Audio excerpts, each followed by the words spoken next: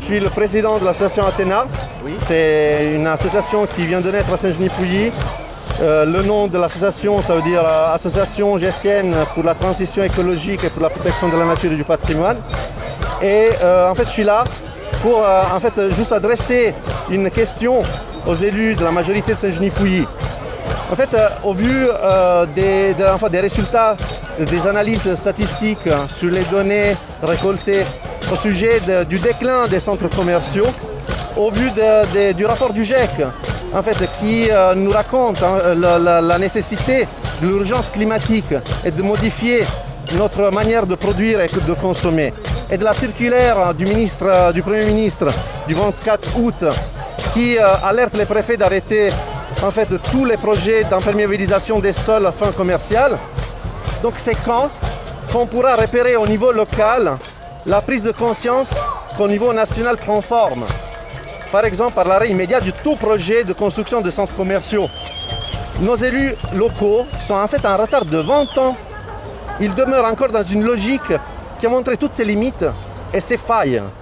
Pourtant, ils s'obstinent à évoquer la nécessité de dynamiser l'économie du territoire et le marché de l'emploi par la création de postes qui auront uniquement l'effet de produire des nouveaux pauvres avec des salaires payés par des contrats à temps partiel et de durée déterminée. Donc la réalité est que ce projet sert uniquement à mettre place à l'énième opération financière déconnectée de l'économie réelle et destinée uniquement à drainer des richesses du bassin du Grand Genève. Donc tout cela au détriment de l'équilibre déjà précaire de l'économie locale et qui est déjà largement fragilisé par les nombreux mastodontes commerciaux dans le rayon de 100 km autour de la ville Saint-Genis. Donc c'est pour cela que nous invitons tous les citoyens du côté français et du côté suisse à se mobiliser on va organiser une consultation citoyenne pour permettre à ces gens-là qui ont été complètement détournés dans le processus décisionnel, dans le processus démocratique, pour s'exprimer au sujet de ce projet.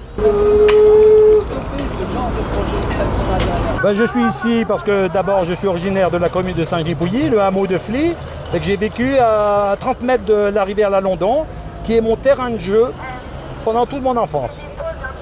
Donc je suis très attaché à cette rivière. Mais avec les années, parce que j'ai aujourd'hui un certain âge, ou un âge certain, j'ai été témoin au cours des dernières décennies des différents comportements de la rivière. Donc la rivière, je la connais bien avec toutes les décennies. Donc j'ai vu tous les extrêmes au niveau inondation et sécheresse. La plus grande sécheresse, c'est 1976. La London était sèche, ici au niveau des marais, ici sur Saint-Genis-Pouilly. Pourquoi elle était sèche? Parce qu'on pompait l'eau potable pour alimenter le Pays Gex. Et il n'y avait pas suffisamment d'eau potable pour alimenter le Pays Gex. Et c'est le CERN qui est venu à la rescousse pour alimenter en eau potable le Pays Gex. Et cette eau potable qui transitait à travers la Seine venait de Genève. Voilà. Donc depuis en 1990, nous avons assisté à une crue très importante. L'hôtel Kyriade, à proximité immédiate sur la route de la Faucille, avait les pieds dans l'eau, 30 cm d'eau. Cet élément technique, on n'en a pas tenu compte. Le niveau de la rivière était monté de 2 mètres. Une partie de cette eau filtrait à travers les graviers et traversait la zone basse qui commence avec l'hôtel Kyriade et qui continue sur la partie externe du botanique. Donc la nappe phréatique est à 1 mètre de profondeur. On entend les klaxons, on entend les chants, on entend la musique. C'est important pour nous de montrer qu'on est déterminé mais dans la bonne humeur. Parce qu'en fait on n'est pas dans une opposition stérile, contrairement à la façon dont vous nous représentez parfois, mais on est pour la construction d'un avenir meilleur, d'une urbanisation plus humaine et un cadre de vie et une façon de fonctionner plus humain. D'accord. Alors, c'est quoi le problème exactement? Qu'est-ce qui vous fait venir ici? Alors, le projet Open, c'est un projet de futur centre commercial sur une surface de 54 000 m², incluant donc 2000 places de parking, mais qui est dans une zone qui est déjà sururbanisée, où il y a déjà de très nombreux centres commerciaux dans un rayon vraiment immédiat de 10 km. Donc il ne nous paraît pas nécessaire de construire encore un énième centre commercial. Le problème, c'est que d'après le commissaire enquêteur, donc ce sont vraiment des chiffres officiels, la construction de ce centre va amener 9 000 à 12 000 voitures supplémentaires quotidiennement dans le pays de Gex. C'est-à-dire 10 à 40% de fréquentation automobile en plus. Donc en termes de pollution de l'air, ça va vraiment augmenter et nous, on ne nous a pas demandé notre avis. On ne nous a pas dit est-ce que vous voulez avoir 40% de voitures supplémentaires en plus. Donc on nous rétorque que les voies vont être aménagées, qu'il n'y aura pas de bouchons, qu'il n'y aura pas d'engorgement routier, mais il y aura quand même de la pollution de l'air. Et il faut savoir que de toute façon ici, les axes routiers sont déjà saturés face à la démographie exponentielle du pays de Gex. Alors moi, ça fait des années que je suis militante pour le climat, pour la protection de l'environnement.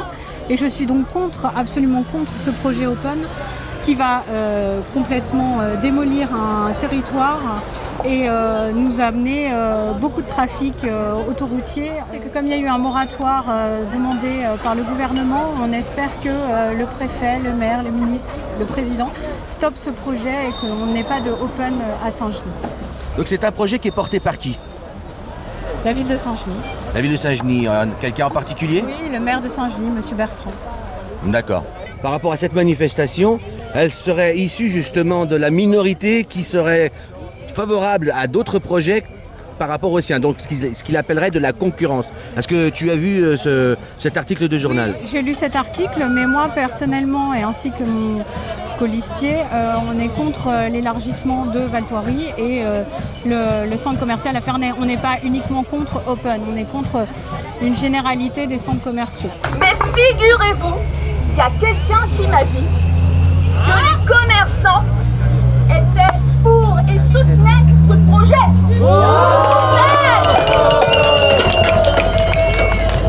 Le commerce saint-genésien a des multinationales au lieu d'encourager et multiplier nos petits commerces locaux de proximité.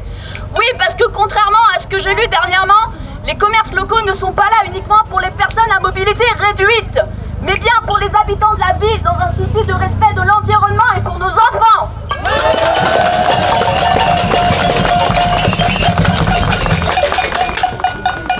Nous sommes face à une crise économique redoutable, un effondrement de la biodiversité et à des changements climatiques profonds qui nous obligent à repenser nos modes de consommation.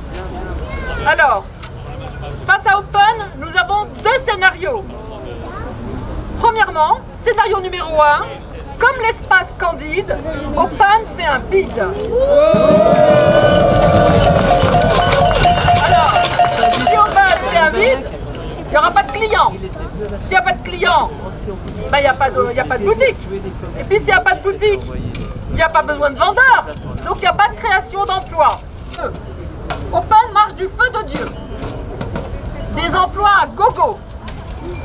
Et vous savez que le pays de Gex souffre peu du chômage. Donc le personnel qui sera engagé sera celui qui travaillait auparavant dans d'autres magasins à Val Thoiry, Candide ou ailleurs. Le turnover sera sans fin. Savez-vous que les autres surfaces commerciales n'arrivent pas à recruter de vendeurs? Il y a aujourd'hui 157 postes de vendeurs à pourvoir à Saint-Genis et dans un rayon de 20 km. C'est le site de Pôle emploi qui dit ça. Et puis, évidemment, ça impactera nos petits commerces qui devront fermer boutique. Il n'y aura donc pas de création d'emploi, mais un déplacement de l'emploi. Du secteur, on a suffisamment de surface commerciale localement dans le pays de Gex. Il n'y a aucun endroit où il y a autant de surface commerciale en France. Donc tu es Jean-Yves Teinturier, tu es quand même un personnage de la ville de Saint-Genis-Pouilly, tu peux nous parler un petit peu de toi? Moi j'ai été élu, j'ai fait 5 mandats dans la commune avec Hubert Bertrand. Donc depuis 2014, je ne fais plus partie du conseil municipal et bon, j'étais actif en tant qu'adjoint dans différentes commissions, en particulier l'environnement. Ah, on est même au cœur même de la manifestation, au niveau du mouvement. Vous avez quelque chose à dire? J'espère que ça va aider à prendre conscience que c'est vraiment un écocide et qu'on espère qu'à la place, on va soutenir les commerces locaux et la nature.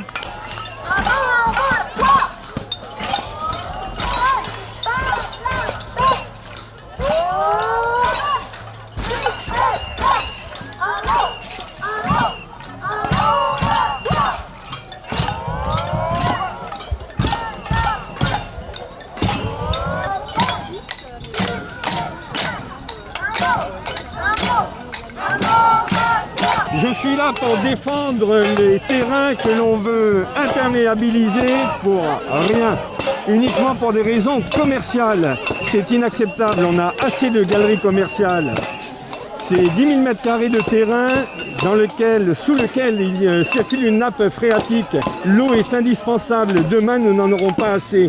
Déjà dans le monde, 2 tiers je crois de la population vivent sans eau potable. Demain ça risque de nous arriver, voilà pourquoi il faut défendre ces terrains. Le maire ne pense qu'à une chose, à bétonner pour toucher des subsides afin d'éviter d'augmenter les impôts. C'est pas une solution, c'est absolument zéro. C'est pas une gestion saine ni honnête. Avis 500 personnes, j'ai compté. 500 personnes, mais on va nous le confirmer. Donc Sylvie, on va Oui. y avoir ton ressenti. Ce qui fait plaisir, c'est que au moins on a des personnes qui sont venues nous soutenir, mais surtout c'est qu'on a été entendus de l'autre côté de la frontière, France-Suisse, ce qui est important pour nous. Ah, des Suisses sont venus vous rejoindre. Exactement, avec le député Denis Buchard. On a donc effectivement du soutien de Mérin, parce qu'on sait que ça a un impact écologique et économique, Open. Avec la crise qu'on a eue avec le Covid, on ne peut plus se permettre de prendre des risques. On doit préparer l'avenir de nos enfants. Donc de savoir qu'il y a du soutien, et surtout c'est que les médias nous ont répondu positivement pour pouvoir en fait relayer le message et continuer en fait notre combat, on va dire ça, c'est notre combat.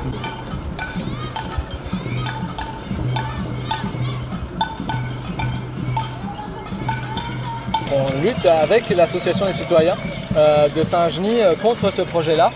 L'idée, c'est vraiment d'apporter notre soutien au mouvement civil citoyen. On n'est pas là pour les remplacer, on n'est pas là pour leur expliquer comment ça marche, mais on est vraiment là pour leur apporter tout ce qu'on a comme force en tant que mouvement écologiste politique. Deux solutions pour essayer d'empêcher Open. La première solution, c'est celle qui est à l'image de la mobilisation citoyenne que vous avez derrière vous, qui est de démontrer aux investisseurs qui investiraient éventuellement dans ce projet Open qu'il n'est pas accepté par la population locale, qu'il n'a rien d'écologique contrairement à la propagande qui est donnée par Frey, le promoteur du centre commercial, et donc